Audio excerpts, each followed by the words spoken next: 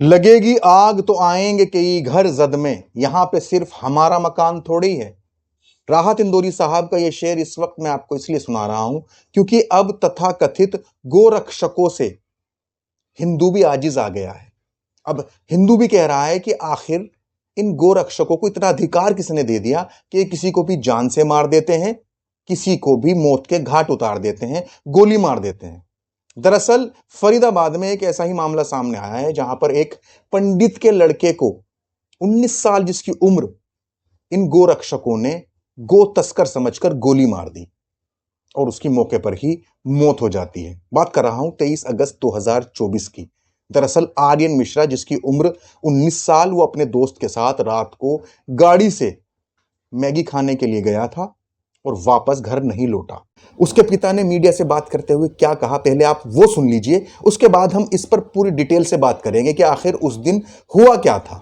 क्या नाम है आपके बेटे का जिसका मर्डर हुआ है? आर्यन मिश्रा। आर्यन मिश्रा। हाँ क्या जी। करता था आर्यन? वो पढ़ाई करता था जी। कौन सी क्लास में? 12वीं में। इस तरह से बता रहे हैं कि भाई पीछा कर रहे थे, पशु तस्कर समझ रहे थे। हाँ, पशु तस्कर समझ रहे, लेकिन हमारे दिल में ये सवाल उठ रहा है जी, 30 किलोमीटर तक गोली चली और जाके पलवल में गोली लगी और गौ तस्कर समझ के इनको अधिकार मिला हुआ है कि गोली मार दें हमको। ये अधिकार गवर्नमेंट दी है, मोदी सरकार ने दी है, तो क्यों दी है? हम पंडित हैं, हमें कोई मतलब ही नहीं, ना कोई हमारा झगड़ा लड़ाई। हमारे पूरे हरियाणा के अंदर मेरे नाम की देख ली पुलिस चौकी में किसी में फायदा कोई भी एप्लीकेशन तक नहीं होगी, क्यों? हम लाइन परदेसी हैं, आदमी कमाने खाने वाले हैं। तो दोस्तों सुना आपने, ये थे आर्यन मिश्रा मृतक के पिता शिवानंद मिश्रा। ये भी पूछ रहे हैं कि आखिर गोरक्षकों को इतना अधिकार किसने दे दिया कि वो किसी को भी गोली मार देते हैं। क्या मोदी सरकार ने इन गोरक्षकों को इतना अधिकार दे दिया है कि वो किसी को भी मौत के घाट उतार देते हैं? दरअसल मामला 23 अगस्त 2024 का है, जब आर्यन मिश्रा अपने मकान मालकिन के बेटे हर्षित के साथ उनकी डस्टर से एक मॉल में जाते हैं। वहां पर वो मैगी खाते हैं और मैगी खाकर जब वापस लौट रहे थे उस वक्त इनके पीछे एक स्विफ्ट कार लग जाती है और इनको इशारा करते हैं कि रुक जाओ, लेकिन ये लोग रुकते नहीं। इन्हें लगता है कि रात का वक्त है, हो सकता है कोई बदमाश हो, लूटपाट के इरादे से हमारा पीछा कर रहे हो। ये लोग अपनी गाड़ी की स्पीड बढ़ा देते हैं और इनके पीछे वो गाड़ी भी लगातार दौड़ते रहती है और फिर फायरिंग शुरू कर देती है। फायरिंग शुरू होते ही ये गाड़ी की रफ्तार और बढ़ाते हैं और हड़बड़ाकर हर्षित, क्योंकि ड्राइव कर रहा था और आर्यन मिश्रा हर्षित के बगल वाली सीट पर बैठा हुआ था, जैसे ही ये लोग गाड़ी की स्पीड बढ़ाते हैं, पीछे आ रही स्विफ्ट भी इनका पीछा लगातार करती रहती है। ये लोग नेशनल हाईवे पर चढ़ जाते हैं क्योंकि डर के मारे हर्षित को कुछ समझ नहीं आ रहा था कि आखिर वो क्या करे। पलवल की तरफ ये गाड़ी को दौड़ा देते हैं। तकरीबन 20 किलोमीटर तक गाड़ियां दौड़ती हैं और लगातार पीछे से स्विफ्ट कार जो इनके पीछे आ रही थी, उसमें बैठे बदमाश इनके ऊपर लगातार फायरिंग कर रहे थे। हर्षित गदपुरी टोल प्लाजा को भी तोड़कर, बैरियर्स को तोड़कर आगे निकल जाता है और ये लोग पीछे से लगातार फायरिंग करते रहते हैं। इन बदमाशों ने जब लगातार फायरिंग की तो एक गोली आर्यन के सिर में लग जाती है। उसके बाद हर्षित गाड़ी रोक देता है और गाड़ी रोकने के बाद जैसे ही ये गाड़ी स्विफ्ट जो इनका पीछा कर रही थी ओवरटेक करती है, उसमें से 2 लोग उतरते हैं और आकर जैसे ही खिड़की खोलते हैं, खिड़की खोलने के बाद एक गोली आर्यन के सीने में और मार देते हैं और उसके बाद वहां से फरार हो जाते हैं। इस पूरे मामले की जब छानबीन हुई तो पुलिस को 7 दिन लग गए ये तलाश करने में कि आखिर आर्यन की हत्या किसने की। जब पुलिस ने सीसीटीवी फुटेज खंगाले, उस स्विफ्ट कार का नंबर खंगाला और उसके बाद जब उन्होंने उसके ऑनर को तलाश किया तो फिर पता चला कि इसको मारने वाले तो गो रक्षक हैं।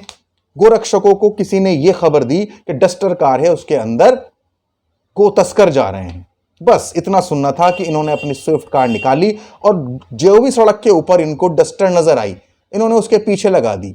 अब उन्हें डर कर लगा, जो डस्टर चला रहे थे हर्षित और आर्यन जिसमें बैठे हुए थे, उन्हें लगा कि हमारे पीछे बदमाश पड़ गए हैं, गुंडे पड़ गए हैं, इसलिए उन्होंने गाड़ी की रफ्तार बढ़ा दी। अब स्विफ्ट में जो बैठे हुए गोरक्षक थे, इन्हें यह कंफर्म हो गया इस बात से सिर्फ कि ये गो तस्कर हैं और इनको इतना अधिकार दिया हुआ है कि ये लोग सीधे फायरिंग शुरू कर देते हैं, कोई सवाल नहीं, कोई जवाब नहीं, और गोली एक 19 वर्षीय युवक को लग जाती है। आर्यन जो कि खुद एक पंडित का लड़का है, खुद हिंदू है। बहरहाल यह तो होना ही है क्योंकि शुरुआत में ही मैंने आपको जो शेर सुनाया है उसका पूरा मतलब यही बनता है कि सिर्फ मुसलमान इसके जद में नहीं आएगा। अगर इन लोगों को इतना अधिकार मिल चुका है तो अब ये लोग पगला चुके हैं।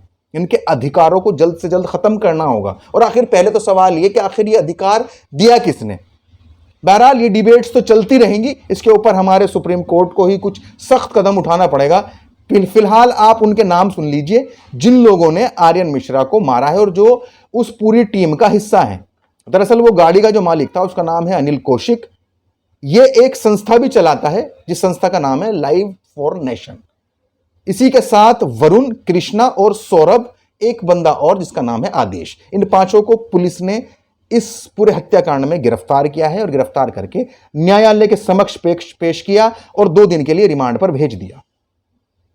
आगे क्या इनके ऊपर कार्रवाई होगी, कोर्ट क्या इनको सजा सुनाएगा, वो तो भविष्य के गर्भ में ही छुपा है। लेकिन अभी सवाल फिर से बार बार यही दिमाग में आता है कि आखिर ये जो गोरक्षा के नाम पर लोगों की जान लील रहे हैं, लोगों की जान ले रहे हैं, बेदर्दी से उनको मार दे रहे हैं, आखिर इनका इतना अधिकार इनको किसने दिया?